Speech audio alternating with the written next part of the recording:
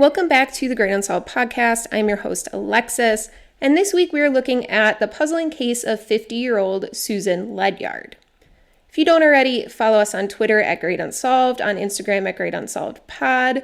You can search Great Unsolved on Facebook. You'll find a group and a page. If you would rather watch videos than listen to podcasts, you can look up at Alexis True Crime on YouTube or just Alexis Ruberg. You can also look that up on TikTok for many different shorts of cases. Let's get into the case of Susan Ledyard.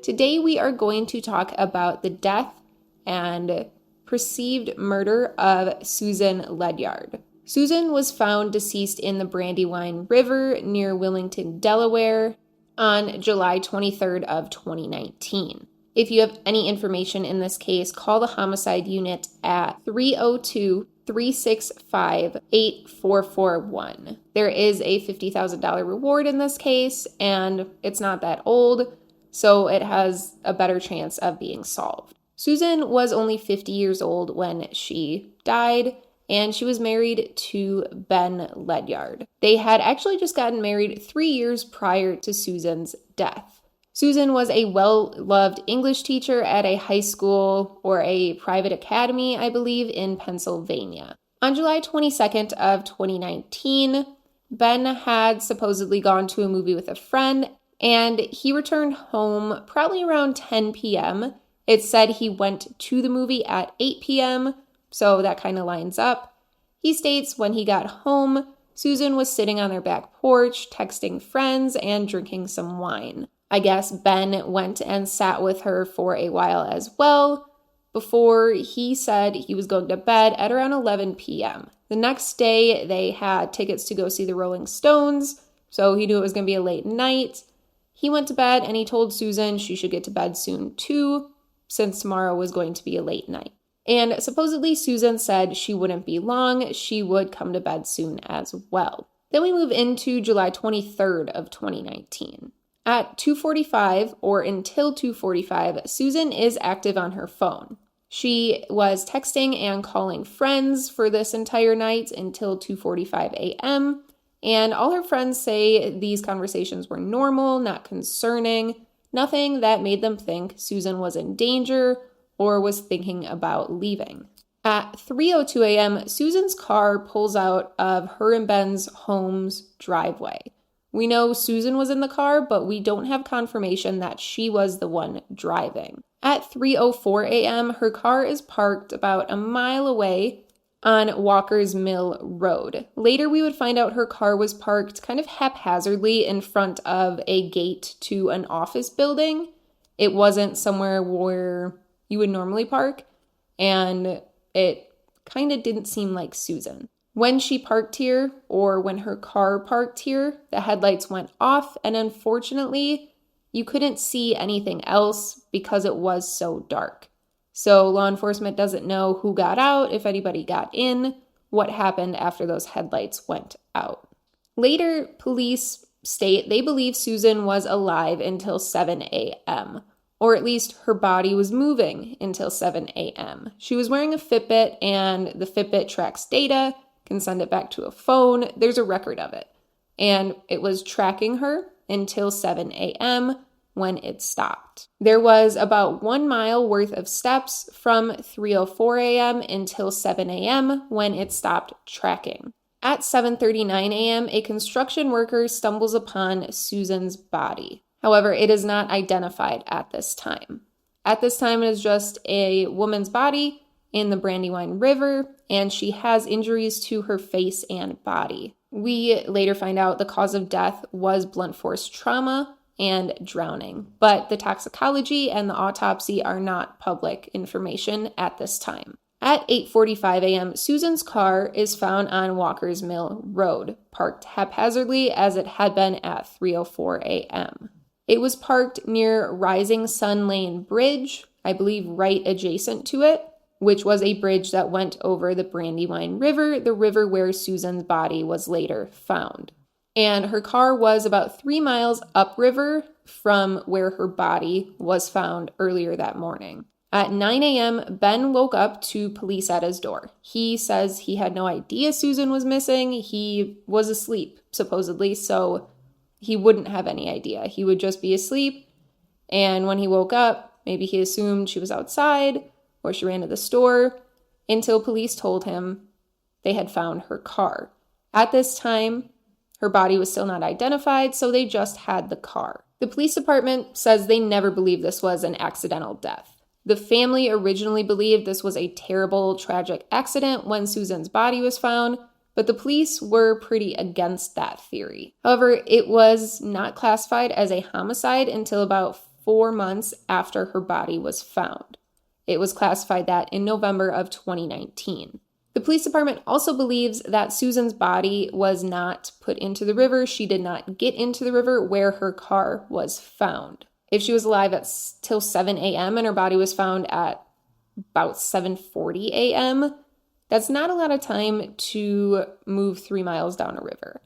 Possible, but that's probably where they're going off of. They don't think her body entered the water where her car was found. Ben did tell police he had no idea why Susan left the home that night and had no idea and maintains he had no idea she was missing until police showed up at 9 a.m. that morning. Originally, he said maybe she took Ambien. I believe she was prescribed it and was sleepwalking, and that is why she left. However, some sources, although the toxicology report is not public, say that there was no Ambien in her system.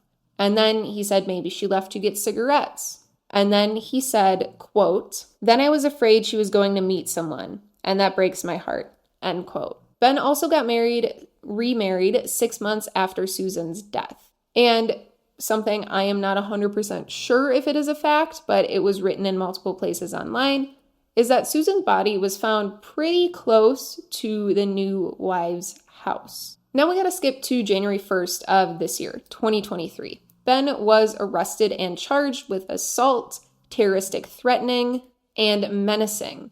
Police were called to him and his wife's home on January 1st at around 1:50 p.m. to meet his wife. She stated her and Ben had had an argument about loud music, to which he chased her around the house with a pool stick and then hit her over the head with a large marble item. And this is said to have left a pretty big cut on the woman's head. We also found out Ben had been charged with assault just last summer of 2022, after another argument with his wife where he bit off her fingertip, which is very odd and very concerning. So like I said, the police believe this was foul play or homicide, but let's go over some theories. Husband killed her. Theory number 1. This is all alleged. There's not concrete evidence, at least out to the public, that states he had anything to do with her disappearance or death. However, some people think Ben, who we obviously know can be violent towards women, violent towards his partners, got mad at Susan that night, killed her, and put her body in the river to cover it up and kind of staged where her car was parked. And then came up with the Ambien cigarette affair theory to kind of throw people off. Some other people believe maybe he just wanted out of the marriage. He remarried 6 months later, so maybe he wanted out of the marriage and he thought the best way to do that was to just get rid of Susan. Ben's arrest charges from just this month actually say that he hit his current wife over the head with a hard item. Susan's cause of death was blunt force trauma. And Susan had visible injuries to her face and body when found, although since we don't have the autopsy report, we don't know exactly what those injuries were, but it kind of lines up with him being aggressive. Once again, this is all alleged. None of it is factual based, except for the fact that he got arrested for this stuff and charged with it, for the stuff with his current wife. Another theory is that it was an unknown killer. Susan could have left the house to meet someone that night, like Ben theorized. Could have been an affair or a new friend. and things could have turned bad. She could have walked around with someone or sat in the car with someone. They could have gotten into an argument, and this unknown person could have killed and disposed of Susan. However, there's really no evidence of this at all. We do know that once the headlights went out on the surveillance video after Susan's car was parked, we can't see anything. So we don't know if somebody got in the car, when they got out. We don't know what happened. The last theory is that this was actually a terrible accident. Maybe she did take Ambien, like Ben theorized, and by the time the toxicology happened, it had gotten out of her system. However, this theory could work even if she didn't take Ambien that night. She was known to have been drinking wine.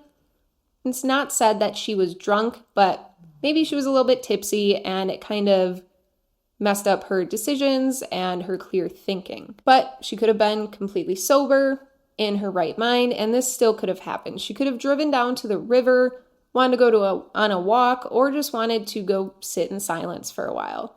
If she got out of her car, she could have slipped, hit her head, fell unconscious, and fell into the river. If she fell, that could explain some of the facial and body injuries and could explain the blunt force trauma, and if she was unconscious, she obviously could have drowned in the river. However, police strongly believe that this is not the case. They believe it was foul play or homicide, and hopefully, if this is the case, Susan's killer will be brought to justice soon. Once again, there is a $50,000 reward in the case, and if you have any information, please contact the Homicide Division at 302-365-8441.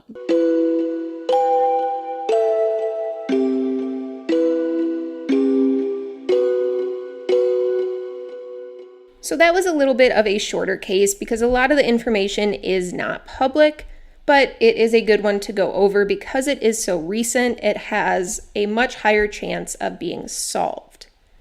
If you don't already, follow us on Twitter at Great Unsolved, on Instagram at Great Unsolved Pod.